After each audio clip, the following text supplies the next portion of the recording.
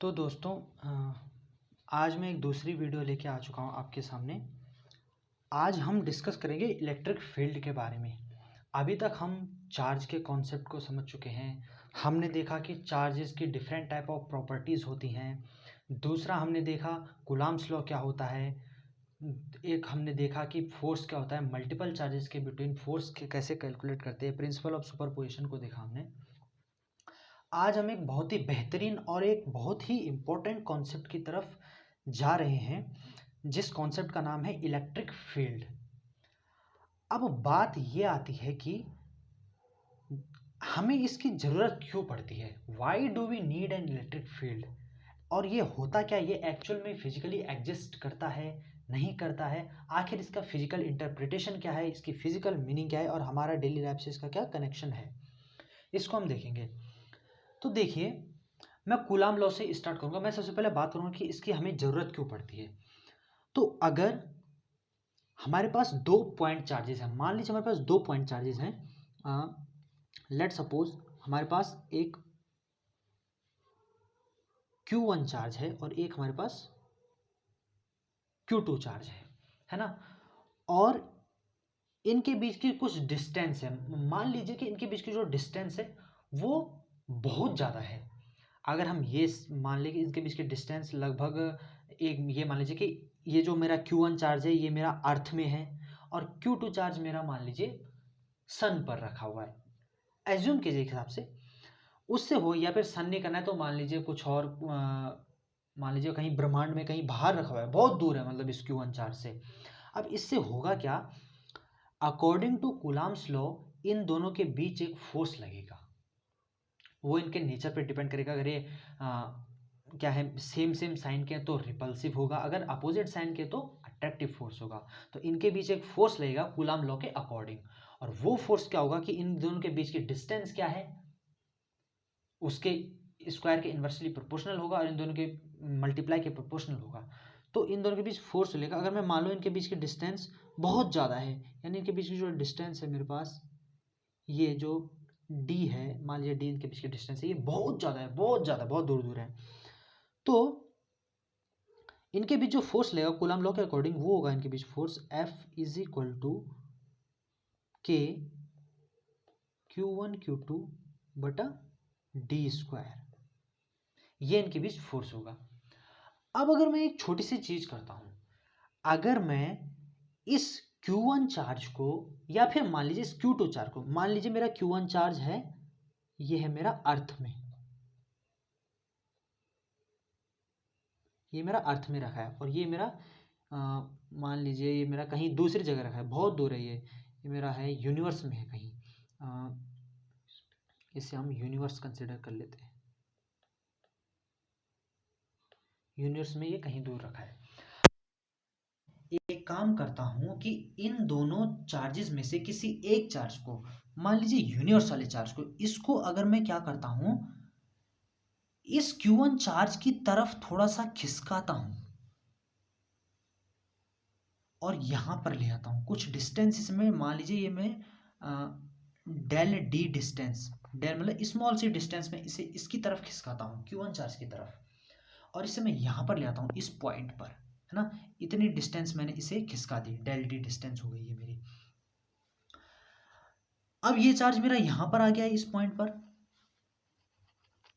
तो क्या, अब मेरा प्रश्न ये है, तो क्या अब भी इनके बीच फोर्स इतना ही लगेगा कूलम्ब लॉ के अकॉर्डिंग, या फिर फोर्स कुछ और लगेगा।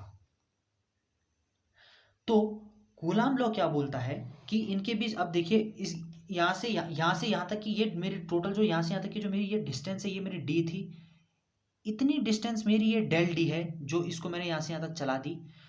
तो मेरे पास जो ये डिस्टेंस बचेगी, ये वाली डिस्टेंस, ये मेरे पास हो जाएगी कि इस टोटल में से मैं इतना हिस्सा हटा दूं, तो ये हो जाएगा मेरे पास डी माइनस डेल डी, ये मेरे पास बन जाएगी इतनी डिस्टेंस, है ना।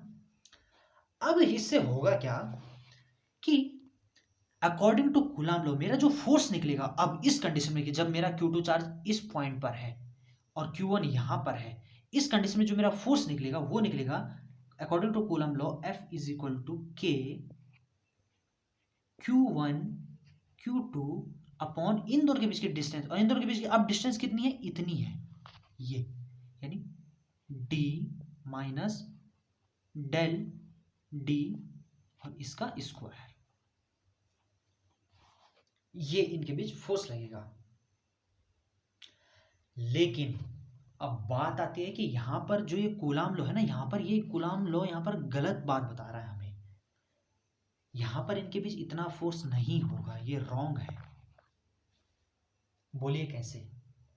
हम सभी जानते हैं कि स्पीड ऑफ लाइट से तेज कोई भी इंफॉर्मेशन, कोई भी चीज नहीं जा सकती, otherwise there will be no relativity, theory of relativity पूरी धराशायी हो जाएगी। स्पीड ऑफ लाइट होती है जो c बोलते हैं, जिसको हम c is equal to 3 into 10⁸ approx इतनी लेते हैं हम उसे, वैसे वो 2.299 इतना समथिंग कुछ होती है। इससे तेज कोई चीज जा ही नहीं सकती है, ये फंडामेंटल है, इससे तेज जा ही नहीं सकती कोई चीज। ये लेकिन इस कूलाम लॉ में हो क्या रहा है, इस कूलाम लॉ में जैसे ही मैं इस आवेश को, इस Q2 आवेश को, जो कि बहुत दूर है इस Q1 आवेश से, इसको जैसे ही मैं इस Q1 आवेश की तरफ खिसकाता हूं, तो इस Q1 आवेश को पता चल जा रहा है कि ओ, ये Q2 आवेश मेरी तरफ डेल डी डिस्टेंस खिसक चुका है, तो अब हम दोनों के बीच जो फोर्स होगा वो इतना होगा। लेकिन इतनी जल्दी कैसे पता चल जाता है इसे, ये तो नहीं पता चलना चाहिए इतनी जल्दी तो। और इनके बीच की डिस्टेंस बहुत बड़ी है, बहुत बड़ी डिस्टेंस है, और इतनी बड़ी डिस्टेंस को कवर करने में मात्र कुछ सेकंड लग रहे हैं इस इंफॉर्मेशन को। ये तो फिर स्पीड ऑफ लाइट से भी तेज जा रही है इंफॉर्मेशन। तो इसका मतलब या तो स्पीड ऑफ लाइट हमारे पास जो दे रखी है, ये बोल रखा है कि स्पीड ऑफ लाइट से तेज कुछ नहीं जा सकता, वो गलत है, और या फिर हमारे पास कूलाम लॉ गलत है। तो बात यह है कि स्पीड ऑफ लाइट से तेज कोई चीज हमारी नहीं जा सकती, अदरवाइज थ्योरी ऑफ रिलेटिविटी खत्म हो जाएगी। यहां पर जो बात है, यहां पर मेन है कि जो कूलाम लॉ है, इसमें हमें थोड़ा सा करेक्शन करने की जरूरत है। करेक्शन नहीं बोलेंगे हम इसको, यहां पर एक, यहां पर जो प्रॉब्लम आ रही है, यहां पर प्रॉब्लम आ रही है एक क्वांटिटी, एक फिजिकल क्वांटिटी के होने की प्रॉब्लम, होने का हमें आभास हो रहा है। यानी कि अगर इस पर, अगर इस Q2 आवेश को हम अगर इस तरफ खिसकाएं और इस Q1 और Q2 आवेश के बीच फोर्स इतना नहीं होगा, तो फिर इनके बीच कितना फोर्स होगा, बात ये आ रही है। तो यहां पर हम क्या करते हैं, यहां पर हम एक क्वांटिटी को डिफाइन करते हैं जिसका कि फिजिकल मीनिंग है, वो रियली एग्जिस्ट करती है, और जिस क्वांटिटी को हम डिफाइन करते हैं उसका नाम है इलेक्ट्रिक फील्ड, उसका नाम है मेरा इलेक्ट्रिक फील्ड। अब मैं आपको थोड़ा सा समझाता हूँ इसे थोड़ा सा अच्छे से डिटेल में। मैं दूसरी स्लाइड ले लेता हूँ और अच्छे से वहां पर मैं पूरा एक्सप्लेन करता हूँ आपको। ये मैंने दूसरी स्लाइड ले ली और मैंने मार्कर भी ले लिया। अब देखिए अब होगा क्या, देखिए मेरे पास, ध्यान से समझना, ये Q1 चार्ज था, ये Q2 चार्ज था मेरे पास, ये अर्थ में था मेरा, ये मेरा यूनिवर्स के किसी पार्ट में था, बहुत दूर था, इनके बीच की कुछ डिस्टेंस थी, इनके बीच कुछ डिस्टेंस थी, मैंने डी कंसिडर कर ली थी वो डिस्टेंस, और इस Q2 चार्ज को मैंने इतनी दूरी तक इसकी तरफ खिसका लिया था, Q2 को मैं यहाँ पर ले आया था, और इसको मैंने डेल डी बोला था, इस छोटे से डिस्प्लेसमेंट को। और Q2 अब यहाँ पर आएगा, तो यहाँ से अब यहाँ तक की डिस्टेंस कितनी हो जाएगी, वो हो जाएगी मेरी डी में से, इस टोटल में से मैं इस स्मॉल डिस्टेंस को माइनस कर दूंगा, तो ये मेरी हो गई थी इतनी डिस्टेंस। ये हमने अब तक डिस्कस कर लिया। अब यहाँ पर एक तीसरी एक क्वांटिटी होती है जिसे हम बोलते हैं इलेक्ट्रिक फील्ड। उसने ये प्रॉब्लम सॉल्व की कि भाई ये इंफॉर्मेशन कूलाम लॉ के अकॉर्डिंग तो भाई इतना फोर्स होना चाहिए उस पर, कितना, F is equal to k Q1 Q2 बटा इन दोनों के बीच की distance d minus del d का होल स्क्वायर। कूलाम लॉ के अकॉर्डिंग इतना फोर्स होना चाहिए अब इनके बीच, लेकिन डिस्टेंस बहुत बड़ी है और इतनी जल्दी इस Q1 और Q2 को पता चल गया कि हमारे बीच की डिस्टेंस कम हो गई, या फिर इस Q1 को पता चल गया कि Q2 मेरी तरफ खिसक चुका है। ये इन्फॉर्मेशन इतनी जल्दी नहीं जा सकती, लेकिन कूलाम लॉ बोलता है कि नहीं भाई जाएगी, क्योंकि उसके अकॉर्डिंग फिर फोर्स इतना, क्योंकि उसके अकॉर्डिंग क्या देखते हैं कि डिस्टेंस हम उन चार्जेस के बीच के देखते हैं, है ना। तो इसीलिए जब मैं आपको फर्स्ट में जब मैंने आपको चार्ज का इलेक्ट्रोस्टैटिक्स का कॉन्सेप्ट समझाया, मैंने कहा था कि इलेक्ट्रोस्टैटिक्स में हम ये मानते हैं कि हमारे चार्जेस जो हैं काफी पहले टाइम से रेस्ट में हैं, क्योंकि अगर वो चार्जेस काफी पहले टाइम से रेस्ट में नहीं होंगे तो वहां पर हम ऐसे ही फंसेंगे, वहां पर कूलाम लॉ हमारा सब कुछ गड़बड़ हो जाएगा, है ना।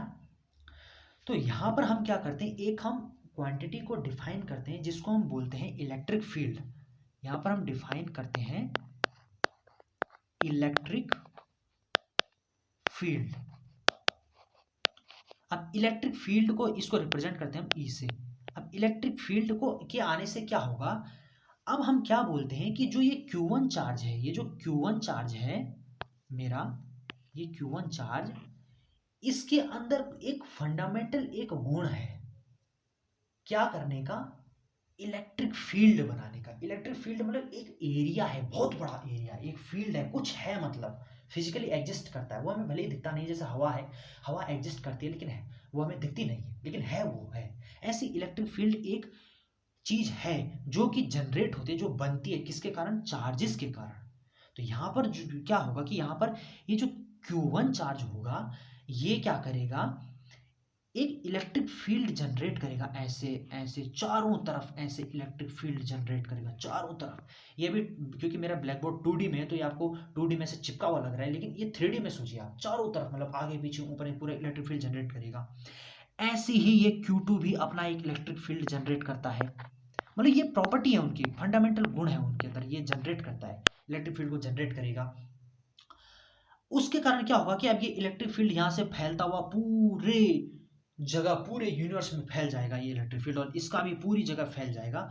उस कारण क्या होगा कि इसका जो इलेक्ट्रिक फील्ड, जो Q1 चार्ज का जो इलेक्ट्रिक फील्ड जो यहां पर पहुंचा होगा इस Q2 चार्ज की जगह पर, वो इलेक्ट्रिक फील्ड क्या करेगा, इस Q2 चार्ज पर फोर्स लगाएगा। और ऐसे ही Q2 चार्ज का जो इलेक्ट्रिक फील्ड यहां पर पहुंचा होगा Q1 चार्ज की जगह पर, वो इलेक्ट्रिक फील्ड इस Q1 चार्ज पर फोर्स लगाएगा। अब हम जो बात करते थे पहले कि कूलाम लॉ के अकॉर्डिंग दो चार्जेस एक दूसरे पर फोर्स लगाते हैं, वैसा होता ही नहीं है। दो चार्जेस एक दूसरे पर फोर्स कभी लगाते ही नहीं है, वो सिर्फ उन दोनों के बीच जो फोर्स है उसको मेजर करने का एक माप है, एक हमारे पास तरीका है।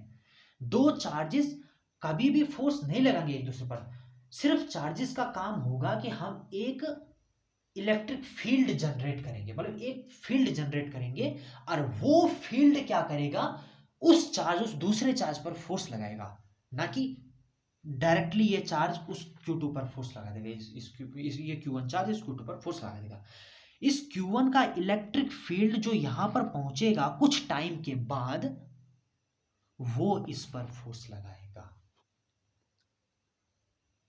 तो यहां पर जो ये गड़बड़ हो रही थी ना, ये फोर्स की ये गलत है, ये इसी कारण हो रही थी, क्योंकि इसमें हम क्या कंसीडर कर रहे थे कि Q1 Q2 पर फोर्स लगाता है, Q2 Q1 पर फोर्स लगाता है, और उनके बीच के डिस्टेंस के स्क्वायर के इनवर्सली प्रोपोर्शनल होता है, और उनके बीच के मल्टीप्लाई के प्रोपोर्शनल होता है। यही यहाँ पर गलत था, क्योंकि इसके कारण स्पीड ऑफ लाइट का जो कॉन्सेप्ट है कि वो उससे तेज कोई नहीं जा सकता, वो गलत हो रहा था। उसको बनाए रखने के लिए हमने एक क्वांटिटी को जनरेट किया है कि एक फील्ड होता है, और रियल में होता है ये हमने जनरेट नहीं किया, ये होता ही है, ये एक्चुअल में दिखता है हमें। बस उस चीज का हमने नाम दे दिया कि वो चीज एक इलेक्ट्रिक फील्ड है, मतलब ऐसा एक फील्ड होता है, उसको हमने नाम दे दिया कि वो एक इलेक्ट्रिक फील्ड है। अब क्या होगा कि अब जो ये फोर्स लगेगा ना, ये कूलाम वाला फोर्स, ये फोर्स को हम ऐसे डिफाइन करें कि F बराबर क्या होगा, अब Q और E, ये फोर्स होगा। अगर हम इस Q2 पर Q1 के कारण फोर्स देखना चाहते हैं तो हम क्या बोलेंगे कि F किस पर, 2 पर, किसके कारण, इस Q1 चार्ज के कारण। तो F 2 पर चार्ज यहाँ पर ये 2 वाला आएगा जिस पर फोर्स लग रहा है, और E आएगा यहाँ पर, इलेक्ट्रिक फील्ड आएगा यहाँ पर इस Q1 वाले का, E1 ऐसा बोलेंगे हम इसको। ऐसे ही हम इस Q1 के लिए भी लिख सकते हैं कि F फोर्स होगा जो इस Q1 पर, वो होगा हमारे पास Q1 चार्ज कितना है, और इसका मल्टीप्लाई कर देगा हम इलेक्ट्रिक फील्ड के द्वारा, और ये इलेक्ट्रिक फील्ड किसका होगा, इस Q2 का होगा। ऐसे अब हम फोर्स को डिफाइन करेंगे, ठीक है। तो ये बहुत ही एक हमारे लिए बहुत ही एक रिमार्केबल पॉइंट है कि अब हम जो कूलाम लॉ को देख रहे थे उसको हम इलेक्ट्रिक फील्ड के टर्म में देखेंगे कि इलेक्ट्रिक फील्ड वहां पर पहुंचता है उस चार्ज की जगह पर कुछ टाइम के बाद, और वो इलेक्ट्रिक फील्ड उस चार्ज पर फोर्स लगाता है, ना कि वो चार्ज उस पर फोर्स लगा रहा है ना। इसका इलेक्ट्रिक फील्ड यहाँ पर पहुंचेगा कुछ टाइम के बाद, और वो इलेक्ट्रिक फील्ड इस जगह का जो कि इसके कारण उत्पन्न हो रहा है वो इस पर फोर्स लगाएगा। तो यहाँ पर जो ये F है, ये फोर्स कौन लगा रहा है, इलेक्ट्रिक फील्ड लगा रहा है, और ये इलेक्ट्रिक फील्ड कहां से आ रहा है, उस चार्ज के कारण आ रहा है जो कि कहीं दूर है, जिसका इलेक्ट्रिक फील्ड ये है जो कि कुछ टाइम बाद इस चार्ज की जगह पर पहुंचा है ना। तो ये फोर्स लगेगा इस Q1 पर, और ये फोर्स लगाएगा, इलेक्ट्रिक फील्ड लगाएगा, और ये इलेक्ट्रिक फील्ड कहां से आएगा, उस दूसरे वाले चार्ज के कारण आएगा, है ना। तो इस Q2 पर जो फोर्स लगेगा वो इलेक्ट्रिक फील्ड लगेगा यहां पर का, और ये इलेक्ट्रिक फील्ड यहां पर कहां से आया, यहां से चल के आया कुछ टाइम के बाद। तो यहां से देखो हमारा कूलाम लॉ भी अच्छा हो रहा है, और हमारी थ्योरी ऑफ रिलेटिविटी बिल्कुल फिक्स हो गई, और इस इलेक्ट्रिक फील्ड को यहां से तक जाने में कुछ टाइम लगेगा, है ना। तो ऐसे में इलेक्ट्रिक फील्ड का कॉन्सेप्ट आता है। अब इलेक्ट्रिक फील्ड को थोड़ा सा अगर हम डिफाइन करना चाहें तो हम ऐसा बोल सकते हैं, मैं दूसरी स्लाइड ले लेता हूं। इलेक्ट्रिक फील्ड को अगर मैं डिफाइन करना चाहूँ, कलर चेंज कर देता हूँ, तो इलेक्ट्रिक फील्ड क्या होगा कि हमारे पास मतलब एक पॉइंट चार्ज है, हमारे पास अगर कोई एक चार्ज है Q, तो किसी चार्ज के चारों ओर एक फील्ड होता है, एक मतलब एक एरिया होता है चारों तरफ, इधर इधर इधर आज चारों तरफ हर जगह एक एरिया होता है, जिस एरिया में अगर मैं किसी एक दूसरे चार्ज को रख दूं तो वो क्या कर ले लग जाएगा, एक फोर्स का को एक्सपीरियंस करेगा अपने ऊपर, और ये फोर्स आएगा किसके कारण होगा, यहां पर जो इलेक्ट्रिक फील्ड है, यहां पर जो फील्ड है उसके कारण होगा ये फोर्स जो कि लगेगा इस Q पर, और ये इलेक्ट्रिक फील्ड किसका होगा, ये इसका होगा। ये है हमारे पास इलेक्ट्रिक फील्ड का कॉन्सेप्ट कि इलेक्ट्रिक फील्ड एक ऐसा फील्ड होता है जो कि किसी चार्ज के द्वारा अपने चारों ओर जनरेट किया जाता है, और जिस फील्ड में अगर हम कहीं पर भी एक कोई भी आवेश रख दें, वो आवेश अपने ऊपर एक फोर्स को महसूस करेगा कि यार मुझ पर कुछ ना कुछ तो फोर्स लग रहा है, और उस फोर्स को हम फिर कूलाम लॉ के अकॉर्डिंग दे सकते हैं। और वैसे भी इसको थोड़ा से मिटा देता हूं, अगर हम देखें, इसको थोड़ा मिटा देते हैं इन सब चीज़ों को, अगर हम थोड़ा सा चेकआउट करें, देखिए हमारे पास कूलाम लॉ क्या था, F इज इक्वल टू था कि, लेकिन चलो इसे मैं आपको बाद में बताऊंगा, क्योंकि अभी मैंने आपको इलेक्ट्रिक फील्ड का फॉर्मूला वगैरह वो सब उसका अभी डेफिनेशन तो मैंने बता ली, लेकिन उससे थोड़ा सा मैंने आपको वो नहीं दिया है, मैथमेटिकल फॉर्म नहीं दिया है मैंने उसे। तो इलेक्ट्रिक फील्ड का आपको पता चल गया, इलेक्ट्रिक फील्ड एक ऐसा फील्ड होता है जो कि किसी चार्जेस के द्वारा अपने चारों ओर बनाया जाता है, और उस फील्ड में अगर हम किसी दूसरे आवेश को रखें तो वो अपने ऊपर एक फोर्स को महसूस करता है, और उस फोर्स को हम F is equal to QE बोलते हैं। तो F इज इक्वल टू हम ऐसे डिफाइन करेंगे, F is equal to QE। यहां से अगर मैं E निकालना चाहूं तो यहां से मेरा E निकलेगा F अपॉन Q, है ना। और ध्यान रखना है हमने कि ये जो इलेक्ट्रिक ये वेक्टर क्वांटिटी, यानी E हमारे पास क्या है, एक वेक्टर है, ये वेक्टर क्वांटिटी, ये हमारे पास एक वेक्टर क्वांटिटी होता है, ये हमने थोड़ा सा इसके बारे में ध्यान रखना है। तो इसको हम वेक्टर से नोट रिप्रेजेंट करेंगे, और फोर्स भी हमारे पास वेक्टर होता है, तो फोर्स भी वेक्टर आ गया, E भी हमारे पास वेक्टर आ गया, तो E is equal to F upon Q हो गया हमारे पास। ये हमारे पास इलेक्ट्रिक फील्ड का फॉर्मूला निकल गया, और ये फोर्स के टर्म में निकल गया, है ना। अब थोड़ा सा हम इसका हम अगर वो देखें, इसके हम अगर डायमेंशन और यूनिट देखें, तो अगर मैं यूनिट की बात करूं, यूनिट ऑफ E इसकी बात करूं, तो तो ये मेरे पास हो जाएगा, देखिए E इज इक्वल टू होता है मेरे पास F अपॉन क्यू। तो फोर्स की यूनिट हो जाएगा मेरे पास न्यूटन, और आवेश चार्ज की यूनिट कूलाम। न्यूटन पर कूलाम भी इलेक्ट्रिक फील्ड की यूनिट हो गई। उसके साथ ही साथ अगर मैं इसकी डायमेंशन देखूं तो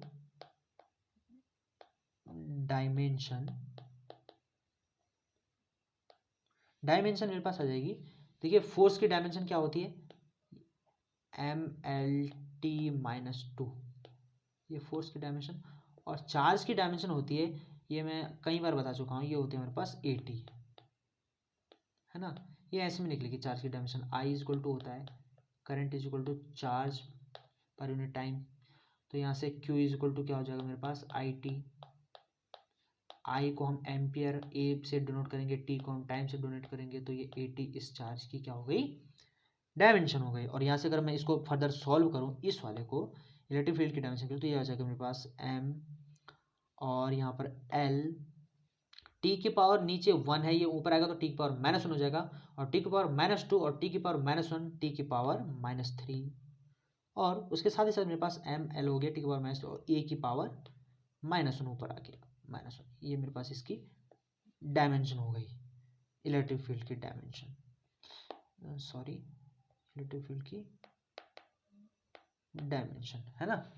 ये कुछ ध्यान रखना हमने कि इसका यूनिट याद रखना है हमें, इसके डायमेंशन ध्यान रखना है हमें। अब देखिए,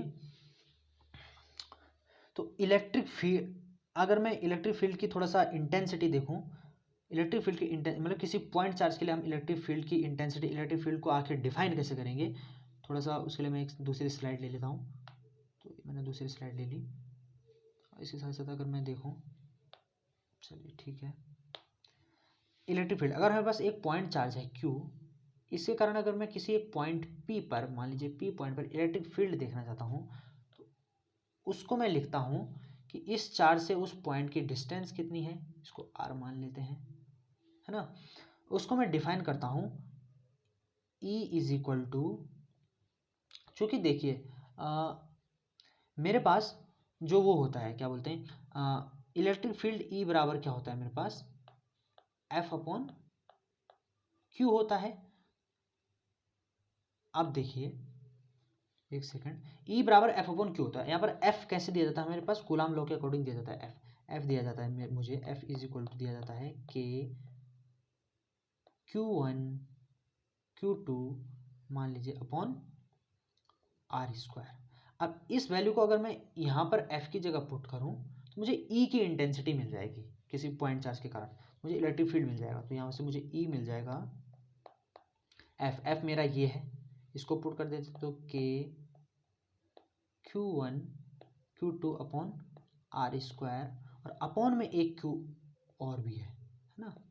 तो अगर मैं मान लीजिए ये Q, मैं इसको मैं पॉइंट टेस्ट चार्ज लूँ, टेस्ट चार्ज को मैं Q0 से, टेस्ट चार्ज क्या होता है कि जो चार्ज क्या करेगा, फोर्स को फील करेगा। मतलब एक मेरे पास एक चार्ज है जिससे इलेक्ट्रिक फील्ड बना हुआ है, उसके इलेक्ट्रिक फील्ड में मैंने एक चार्ज रखा है दूसरा, जिसको मैं टेस्ट चार्ज बोलूँगा, टेस्ट, जो टेस्ट करेगा उस फोर्स को, है ना। और जहाँ से इलेक्ट्रिक फील्ड निकल रहा है उसको मैं सोर्स चार्ज बोलूँगा, ठीक है। तो Q0 यहाँ पर मेरा टेस्ट चार्ज है, और ये Q1, और इसको भी मैं एक टेस्ट चार्ज ले लेता हूँ, और एक ऐसे लेता हूँ, एक सेकेंड, थोड़ा सा इसको Q1 Q2 ना लिखे, मैं इसे Q और Q0 लिख लेता हूँ, है ना। एक मेरा वैसा सब Q सोर्स चार्ज है और एक टेस्ट चार्ज है, तो ऐसे मेरा Q0 से Q0 कैंसिल हो जाएगा। तो यहाँ पर मेरा इलेक्ट्रिक फील्ड आएगा वो मेरा आ जाएगा E is equal to K, और ऐसे मेरे पास Q बचेगा, यानी सोर्स चार्ज, ठीक है, अपॉन R²। और since it is a vector quantity, तो यहाँ पर इसकी डायरेक्शन हो जाएगी R कैप, है ना। यानी वही लाइन, जिस लाइन के अलोंग हम उनकी डिस्टेंस ले रहे हैं उसी के अलोंग आ जाएगा, यानी इसी लाइन के अलोंग यूनिट वेक्टर आ जाएगा हमारे पास इलेक्ट्रिक फील्ड। यहाँ पर K की वैल्यू आपको पता ही है क्या होती है, तो K की वैल्यू हो जाती है हमारे पास 1/4πε0 ई वेक्टर लगा देते हम, और Q ऐसा ही है मेरा अपॉन R² और R कैप। ये मेरे पास आ गई, एक पॉइंट चार्ज के कारण इलेक्ट्रिक फील्ड कितना होता है, वो इतना होता है। और इसको इलेक्ट्रिक फील्ड को वापस से अगर मैं इस एक्सप्रेशन में रख दूँ तो मुझे फिर कूलाम लॉ वाला फोर्स मिल जाएगा, Q1 Q2 upon are square, वही वाला मिल जाएगा। तो ये हमें थोड़ा सा इलेक्ट्रिक फील्ड के बारे में ध्यान रखना है और इलेक्ट्रिक फील्ड की हमें ज़रूरत क्यों पड़ी। तो आज के वीडियो में मैं इतना ही रखता हूँ। आज हमने बहुत ही इंपॉर्टेंट कॉन्सेप्ट की बात की और फिर अगले दिन मैं और वीडियो और अच्छी अच्छी वीडियो लाऊंगा।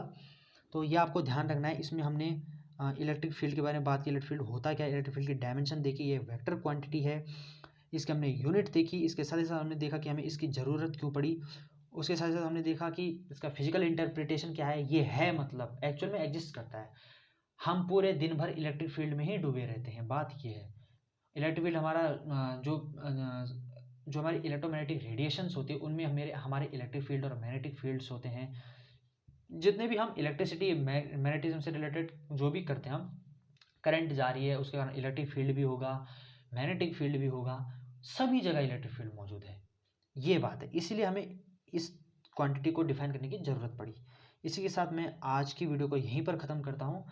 मेरे चैनल को लाइक करना, शेयर करना, सब्सक्राइब करना, अगर मन हो तो कर लेना, नहीं हो तो कोई दिक्कत नहीं है। ओके, जय हिंद, बाय बाय।